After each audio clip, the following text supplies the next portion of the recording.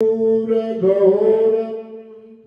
करुणा अवतारम संसार सारम भुजगेन्द्रहारम सदा वसंतम हृदयारविंदे भयं भवानी सहितं नमामि।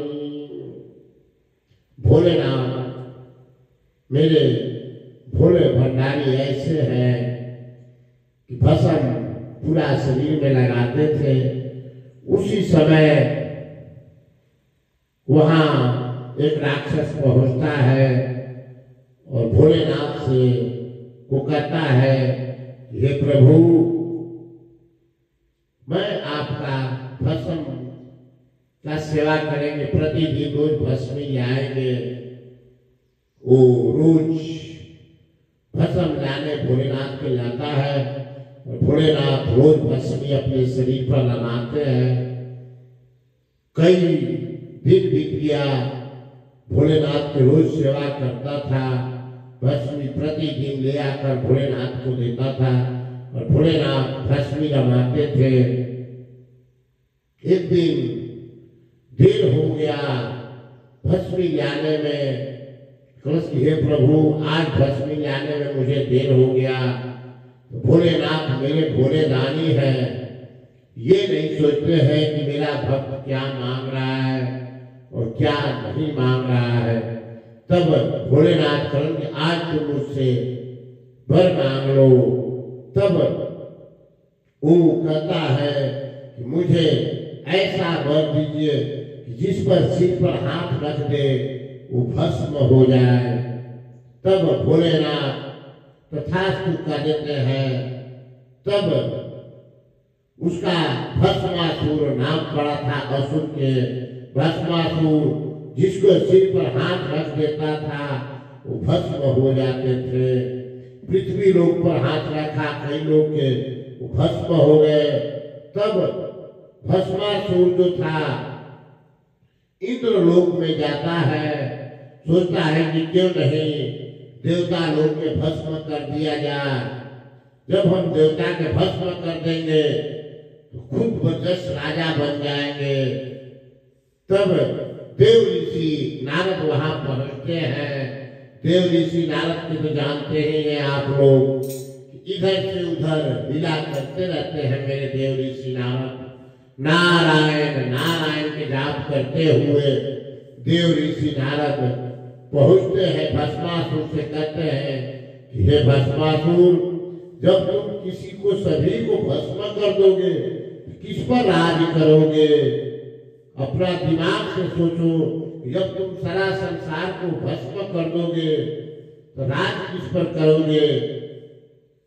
भस्मासुर कहता ये तो बात सत्य कह रहे हैं प्रभु, मैं तो जन्मे नहीं किए। तब भस्मासुर वहीं से छोड़ देता है और कहता है कि क्यों नहीं मैं भोले भंडारी से मिलूं, इसलिए कि भोलेनाथ ने मुझे वरदान दिए थे। देव ऋषि नारद वहां से चले जाते हैं इंद्रलोक से।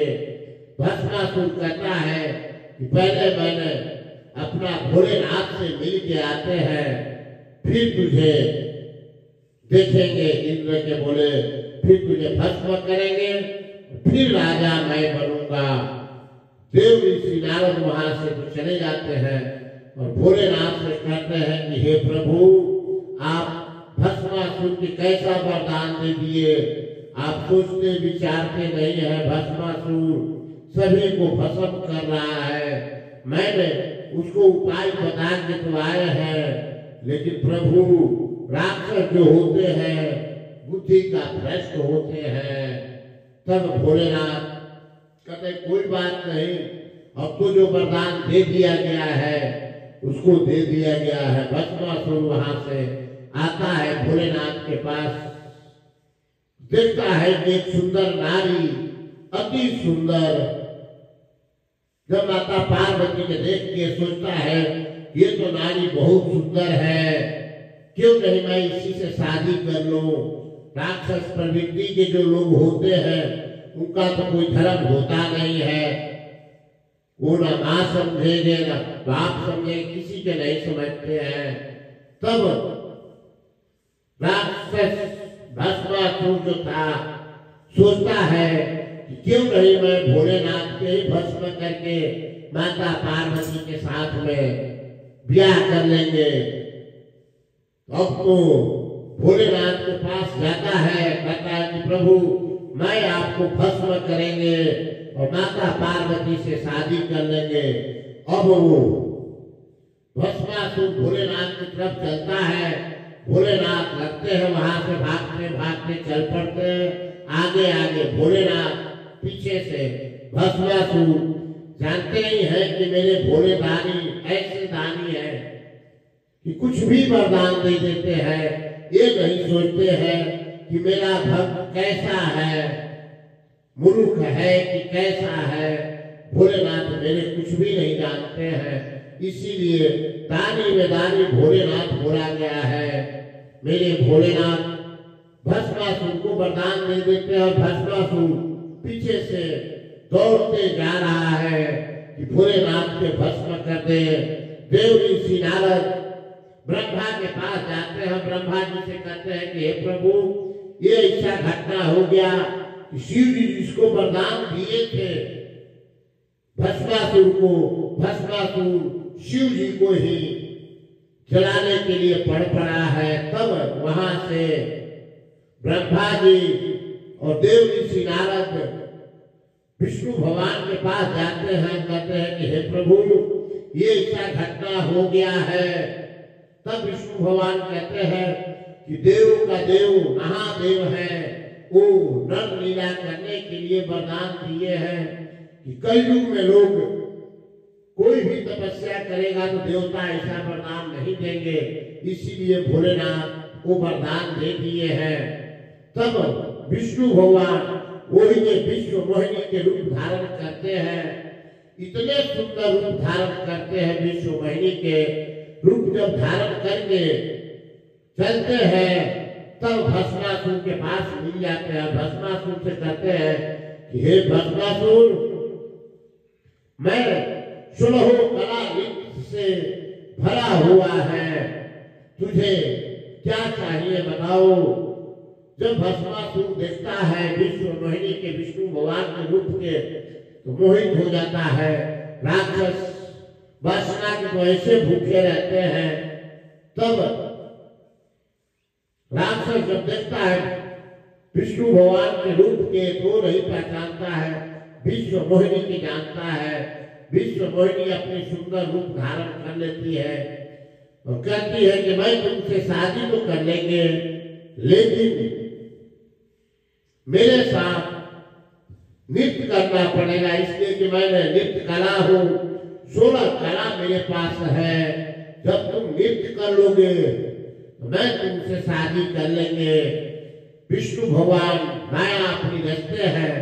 राक्षस जो होते हैं ये तो सोचते नहीं है कि मैं क्या कर रहा हूँ। वरदान लेने के बाद में संसार को भस्म करने लगा था, इसी तरह उसको ज्ञान नहीं हुआ कि मैं क्या कर रहा हूँ।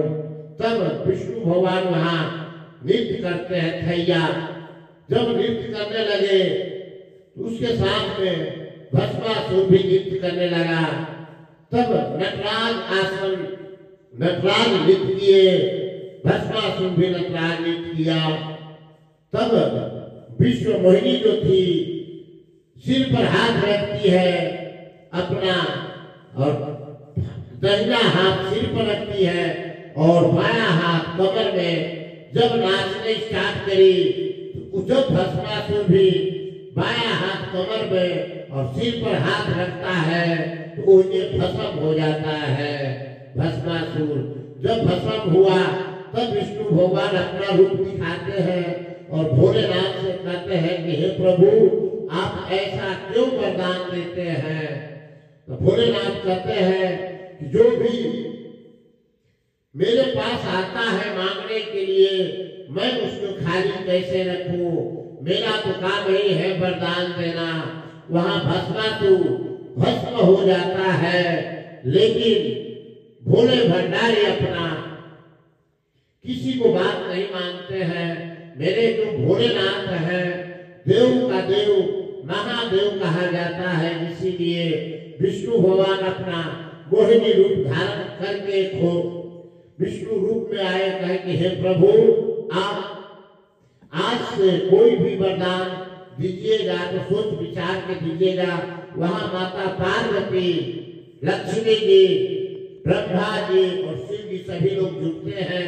देव ऋषि नारद कहते हैं कि हे भोलेनाथ, आप तो खुद संकट में पड़ गए थे। भस्मासुर को, जिस भक्त को आप वरदान दिए थे कि भस्म हो जाएगा, वही भक्त आपको पीछे पड़ गया था।